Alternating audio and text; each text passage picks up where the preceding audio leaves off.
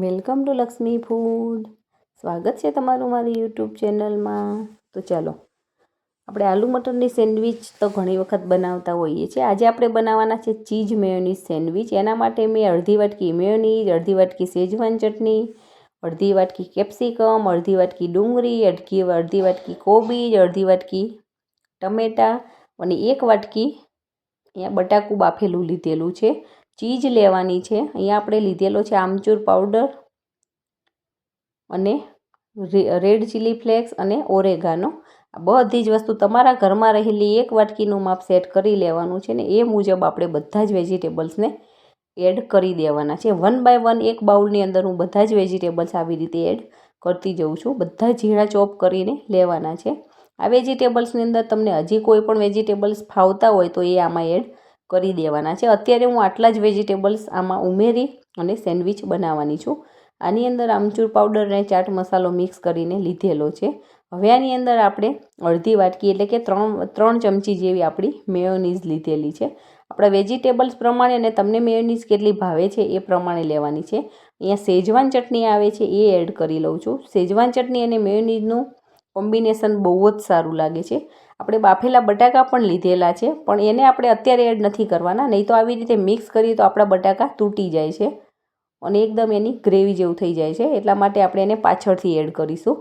હવે આની અંદર હું ઓરેગાનો એડ કરી દઉં છું અને રેડ ચીલી ફ્લેક્સ જે આવે છે એ આમાં એડ કરી દેવાના છે. તીખાસ માટે આમાં લાલ મરચું કે આપણે નથી નાખતા, આની જ તીખાસ આપીએ છીએ. અને શેજવાન ચટણી પણ એકદમ તીખી હોય છે એટલે આની અંદર આપણે બીજા કોઈ ઇન્ગ્રીડિયન્ટ્સ ઉમેરવાની જરૂર જ નહીં પડે. આટલી વસ્તુ ઉમેરશું તો પણ આપણે ટેસ્ટ બહુ જ સારો આવવાનો છે.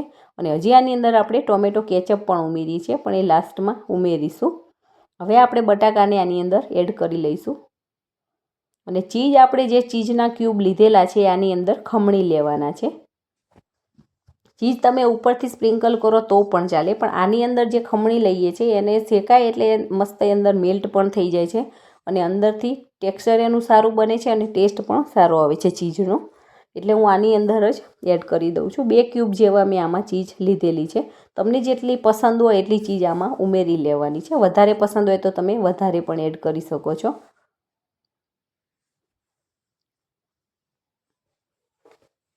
હવે આની અંદર આપણે ટોમેટો કેચઅપ ઉમેરી લેવાનો છે. આનાથી ખટ્ટો મીઠો ને ચટાકેદાર ટેસ્ટ બહુ જ સારો આવે છે.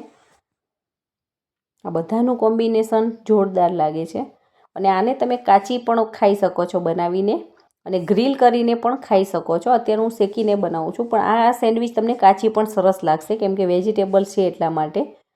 થોડોક આપણે ટેસ્ટ કરી લેવાનો છે. જો આની અંદર કંઈ ઘટતું હોય તો થોડુંક તમે એડ કરી શકો છો પણ કંઈ ઉમેરવાની જરૂર નથી પડી. બધું જ એકદમ પરફેક્ટ માપમાં આવેલું છે. હવે એની અંદર આપણે જે બટાકા બાફેલા છે એ લઈ લીધેલા છે. લાસ્ટમાં આને આપણે આવી રીતે ઉમેરી અને મિક્સ કરશું એટલે આપણા બટાકા તૂટી ના જાય. હળવા હાથે આને આવી રીતે મિક્સ કરવાનું છે. તો તમે જોઈ શકો છો આપણું મિશ્રણ બનીને સરસ મજાનું તૈયાર થઈ ગયું છે. જો તમે હજી સુધી મારી ચેનલને સબસ્ક્રાઈબ નથી કરી તો ફટાફટ સબસ્ક્રાઈબ કરી દેજો અને બેલ આઇકોન દબાવવાનું ના ભૂલતા, જેથી કરીને આવનાર તમામ નવી રેસીપીના વિડીયો ફટાફટ તમારી સુધી પહોંચી જાય. હવે આપણે 2 ચોરસ સરસ બ્રેડ લઈ લીધેલી છે. એની ઉપર હું બંને બ્રેડ ઉપર બટર લગાવી દઉં છું અને આપણે અહીંયા શેજવાન ચટણી, મેયોનીઝ અને જે લસણની ચટણી આવે છે 3 ચટણીને મિક્સ કરી અને મેં એક ચટણી બનાવેલી છે એ આની ઉપર એડ કરું છું અને બટર. આ બંને આવી રીતે સરસ મજાનું મિક્સ કરી લેવાનું છે. આવી રીતે બ્રેડ ઉપર સ્પ્રેડ કરી લેવાનું છે અને ત્યારબાદ આપણે જે મિશ્રણ બનાવ્યું છે એ એડ કરવાનું છે અને આપણી જે કોથમીર મરચાંની ગ્રીન ચટણી આવે એ પણ હું આની અંદર લગાવી દઉં છું. બંને બ્રેડ ઉપર આપણે લગાવી દઈશું. હવે એની ઉપર આપણે આ મિશ્રણ લગાવી લેવાનું છે. 1 થી 1.5 ચમચી જેવું આપણે આ મસાલો આમાં મૂકવાનો છે. તમને કેવી થીક ભાવે છે એના ઉપર નાખવાનો છે. સાવ ઓછો પણ નથી રાખવાનો તો પણ નહીં મજા આવે. એકલો બ્રેડનો ટેસ્ટ આવે છે અને એકદમ વધારે પણ ઓવર પણ નથી નાખવાનું. 1 થી 1.5 ચમચી નાખશો એટલે તમારી મીડિયમ થીક એવી સરસ સેન્ડવિચ તૈયાર થઈ જાય છે. અને આને તમારે 3 લેયરવાળી બનાવવી હોય તો પણ બનાવી શકો. તો વચ્ચે એક બ્રેડ મૂકી દેવાની છે, એની ઉપર પાછું આપણે આવી રીતે લેયર કરવાનું છે ને પાછી એની ઉપર બ્રેડ મૂકવાની છે. પણ આપણે ગ્રીલ મશીનમાં એ આવતી નથી, મતલબ નાના ગ્રીલ મશીનમાં, એટલે હું ખાલી 2 જ પડવાળી બનાવું છું, 3 લેયરવાળી નથી બનાવતી. હવે આપણા સેન્ડવિચ ટોસ્ટરની અંદર નીચે બટર લગાવી દેવાનું છે અને ઉપરની સાઈડ પણ બટર લગાવી દેવાનું છે અને વચમાં આવી રીતે બ્રેડ મૂકી અને દબાવી અને સરસ આનું ઢાંકણું બંધ કરી નાખવાનું છે. અને આને થતાં બહુ વાર નથી લાગતી, 2 થી 2.5 મિનિટમાં આપણી સેન્ડવિચ બનીને તૈયાર થઈ જાય છે. તો તમે જોઈ શકો છો એકદમ ક્રિસ્પી આપણી સેન્ડવિચ બનીને તૈયાર થઈ ગઈ છે. હજી આનાથી તમારે વધારે ક્રિસ્પી જોઈતી હોય તો તમે 1 મિનિટ વધારે મશીનમાં રાખી શકો છો, અને ઓછી જોઈતી હોય સોફ્ટ ખાવી હોય તો તમે થોડીક ઓછા સમયમાં પણ આને કાઢી શકો છો. તમે જોઈ શકો છો વચ્ચેથી ટ્રાયેંગલ શેપમાં આવી રીતે આપણે સેન્ડવિચને કટિંગ કરી લેવાની છે. તો જોતાં જ ખાવાનું મન થઈ જાય એવડી આપણી સરસ સેન્ડવિચ બનીને તૈયાર થઈ ગઈ છે.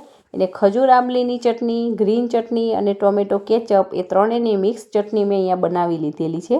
એ ચટણી સાથે આપણે સર્વિંગ પ્લેટની અંદર લઈ અને સર્વ કરી લઈએ છીએ.